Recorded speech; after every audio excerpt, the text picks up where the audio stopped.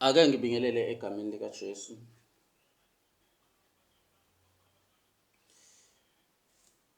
Siyabingelela egameni likaJesu.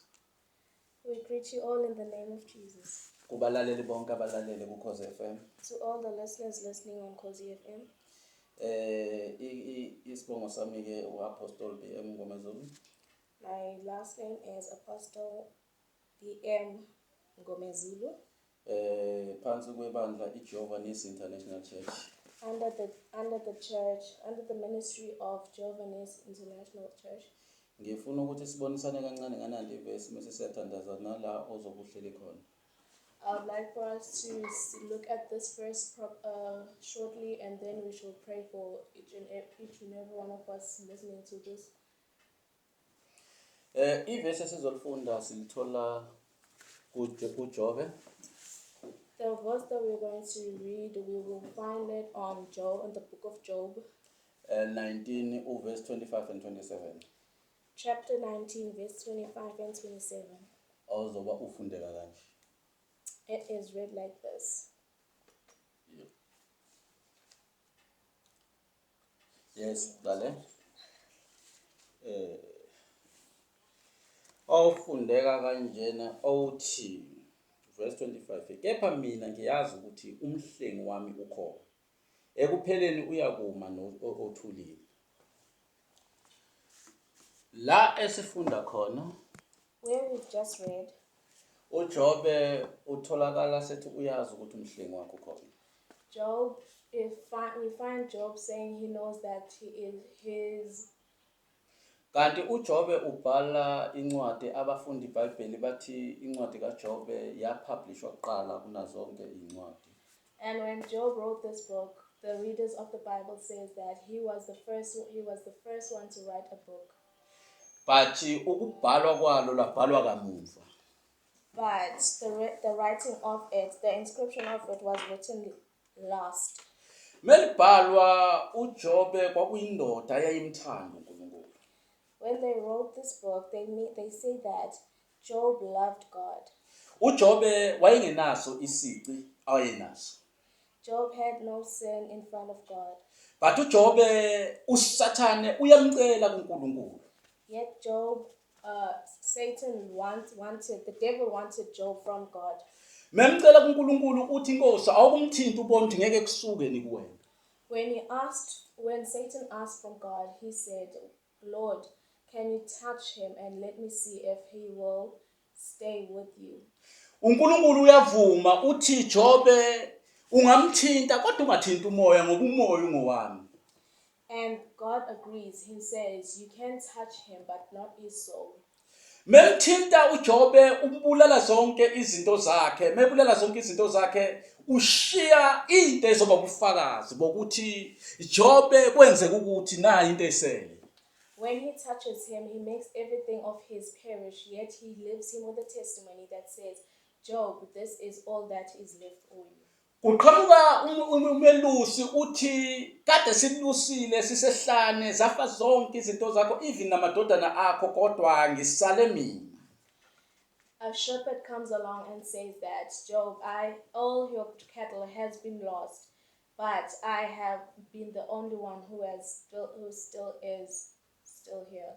But into Sathane ahlupha ngayo ushiya umkhonto kumelusi ukuthi uJobe mezwa lento vele ethatha umkhonto ezibulala.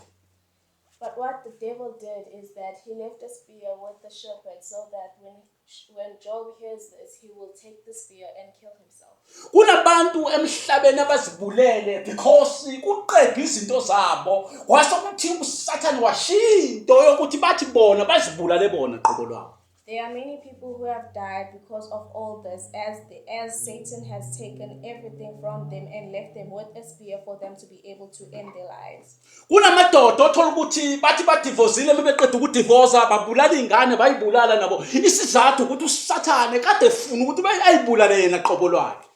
There are men who have divorced, and when they have divorced, they are left with the spear, and with that spear they use it to kill their children. And when the devil wanted them to kill themselves. Ngizokhuluma nomuntu impilo yakhe seyibona ngathi iphelile kodwa ngizokutshela ukuthi musu kusibulala usathane lo owenza ukuthi uzibulale.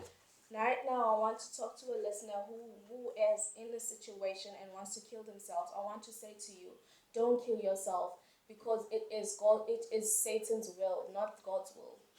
Usathane unjalo uhleze eqamba amanga njalo ekutshela ukuthi wena usehluleki. Lalela mntaka baba noma abantu bangakhuluma kanjani kodwa namhlanje ngizokutshela ukuthi ukhona umhlengi ungowakho. The devil always has negative words of hanging over your life, but today I am coming to tell you that God is here. God your shepherd is here. uJobe ukuthi mosokuphele konke wasala nonkosikazi wakhe unkosikazi wakhe waba negative ngoJobe. When Job was left alone, he was alone with his wife, but then his wife was also negative towards him. Mase kuphele konke uthi kunkosikazi kaJobe, Job usahleleleni waye ungathuka uNkulunkulu nawe vele ufe. When all has perished and all has been said and done, the wife said, Job, why are you still into God? Swear this God and die. uJobe usesivakala sesholo wamazwi uthi noma ungakhulumani kodwa ngiyamazi umhlengi wami ukuthi ukhona. Job, we hear Job saying that no matter what you say and what you do, I will stay with the Lord. Ngamanye amazwi Jobe ubekezela isimo noma sebona usenezilonda uphelele yonke into kodwa isimo yasibekezelela. In other words, Job had patience. Job was able to overcome the struggles that have overcome in his life. Ngoba ngikhuluma kunabalaleli abahlele emakhaya othola ukuthi kumanje bayagulelwa isimo abakwazi ukusibekezelela sebahletshwa ngabantu bahletshwa na umndeni kodwa namhlanje ngizokhuluma nawe. Today I am talking to those who have had all negative things said to them and gossiped about them, but today I am coming to tell you that he is here. Ngisothi namhlanje musu kusibulala lento ebhekane nayo incane inkinga yakho ukuthi ulalele usathana osendleleni kwakho. I would like to just tell you that your problem is very small, yet because of the devil behind you, he has made everything much bigger. Ngisothi mlalelo onalela ukhoze FM senizokhuleka kanye nawe kulezi inkinga obhekane nazo zibheke ukuthi akusiyena usathane obhekise kulento akusiyena uNkulunkulu othintele into kwakho uzonqoba kodwa bhekela uNkulunkulu kuwe. I am here to tell you that, listeners, today I would like for you to look at this situation and see that it is not God, but it is the devil, and that is making a molehill out of a molehill. Lalela mntaka baba sesizothandaza ngoba ngizothandaza nomuntu ezonke izinto zakhe eziphelile kwaphela nomndeni wakhe kwafana nezingane zakhe kodwa usele yedwa isizathu ngoba usele uNkulunkulu unepurpose ngempilo yakho. Today I would like to pray for those who have lost everything, lost their families, lost their loved ones, lost everything of theirs. But I'd like to say that the reason why you're still alive today is because God has a purpose for you.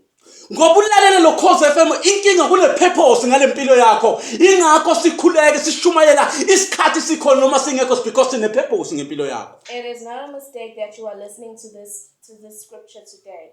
It is because God has a purpose with your life and he has big things in your life. Angina ndaba uphelele umsebenzi awunamali awuna yonke into kodwa namhlanje uzokutshela ukuthi khona indoda mothathe yona yonke impilo yakhe iyabuya ibe sekuphileni. I do not care whether if you have lost each and everything, lost your job, lost your home, lost your children, lost everything of yours that you have had. But I am here today to reinstate in your life that God is still here. uJobe masephelele yonke into lithi iBhayibheli uNkulunkulu mesemkhumbula wadablisha izinto kade senazo. In the book of Job we hear that when the Lord remembered him, he was able to double each and everything of his that he has lost in his life. Namhlanje ngisokutshela ukuthi senizokhuleka uzothinta inkinga yakho uNkulunkulu uzodablisha izintweni kade unazo. Today before we pray, I would like to just tell you that all that you have lost will be regained and it will be doubled in your life. Angina ndaba noma sawubizwe ngamagama anjani wabizwa ngawonke amagama kodwa namhlanje ngizokutshela ukuthi ukhona uJesu ungumhlengi wakho uyaphila. No matter what negative thoughts and stones were thrown to you, I would like to just tell you that God is here. And God is here for you and your life, and you have a purpose for it. Ngoba izinto ezikubulalayo awubulalwa ngabantu abaningi kodwa ubulawe na umndeni wakho ngoba inkinga yakho uncike kakhulu kumndeni awuncikanga uNkulunkulu. The reason why all of this might have happened could be that you were leaning more onto your family instead of leaning onto God. But ukhona umhlengi wami nyamazi uyaphila. But I'd like to just remind you. Uzwakala lo muntu abangani bakhe abanye sebahleka bathi uzobhubha kuzobe njengamasipho akho wanyayo kodwa uJobe ulokho ezwakala ephendula kahle.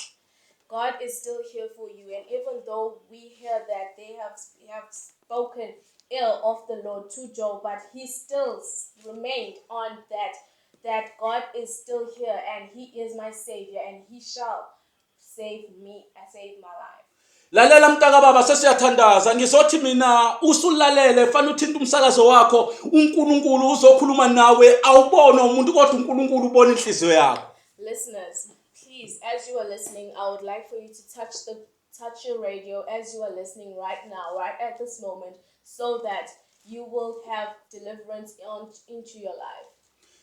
Siyabonga baba egameni lika Jesu Kristu waseNazaretha Father sikhulekela nabalaleli sikhulekela kuyo yonke uhlobo labantu kwizimo zabo ababhekane nazo egameni lika Jesu Kristu waseNazaretha Father uNkulunkulu akekho uNkulunkulu njengawe sesiqedile baba egameni lika Jesu izwi lakho liyaphila linamandla ilona esiqonda ngale egameni lika Jesu Kristu waseNazaretha noma isiphi isimo abhekane naso lomlaleli nalomlaleli noma ikuphi ukugula abhekane nawo thinta ukugula okukuye nezifo ezikuye thinta ubuhlungu thinta umndeni wakhe uthinte yonke izinto amasathane ayitshena ukuthi ngeke aphumelele kuzo egameni lika Jesu Kristu waseNazaretha siyabonga moya ongcwele uNkulunkulu hlezi umuhle njalo izikhathi zonke wethembakele in the name of blood of Jesus Christ waseNazaretha moko shakara babo sikhala babo yanda irikaba babo sekemonda kabo shakaba baba siyanda ribebe yende kebosa moko shikaba babo sintarika baba sa riba babo yende kebosha siyabonga mdalo wezulu nomhlaba uNkulunkulu izikhathi zonke uhlezi uthembakele njalo hlala uNkulunkulu njalo kuze kube phakade amen.